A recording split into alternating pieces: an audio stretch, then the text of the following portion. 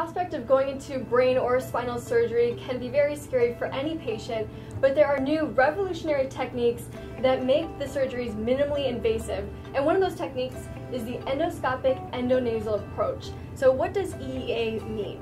It's a technique that essentially allows you to access parts of the skull base through the nose that would traditionally only be accessible through a very large incision. A lot of these operations required a fairly substantial disassembly of the head, the face, the skull. Those operations would traditionally take anywhere from 6 to 20 hours. And with the newer techniques, you can get the same end result with an operation that takes 2 or 3 hours. You're only using the natural orifices that someone has, so the nose, the mouth, sinuses, and so on.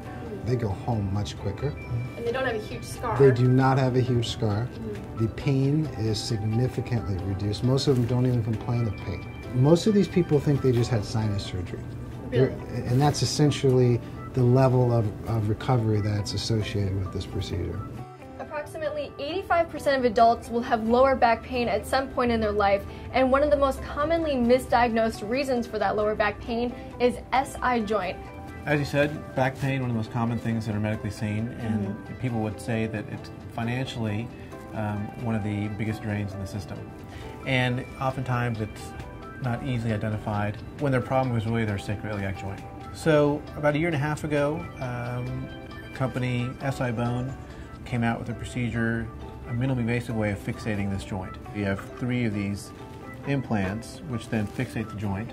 And so you've taken an operation that could have been several hours and required a several day stay in the hospital, something to be done in anywhere from 15 minutes to 45 minutes. Wow. And can be done as an outpatient. And so usually about 6 weeks after surgery, most people don't have the same kind of sacroiliac pain that they had before.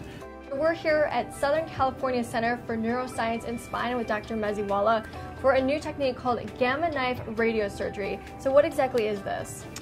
So gamma knife radiosurgery is really a better way of delivering very highly concentrated radiation to a single area. Someone who has a benign tumor at the base of their skull, who might in the past have required surgery to take it out, we now can identify them at a much earlier stage and then treat them with gamma knife radiosurgery. So very highly focused radiation to that area to then destroy that tumor, and it doesn't require that it be removed. Obviously you don't want to radiate things you don't have to radiate. And I think that's really the main advantage of gamma knife, is that the precision is so great, down to a millimeter, that there's really no other radiation technique that we have which is as accurate. And can you tell me a little bit about SCCNS? So SCCNS, we are a tertiary care neurosurgery and spine practice. So we really cover all aspects of neurosurgery. We are involved with clinical research, basic science research.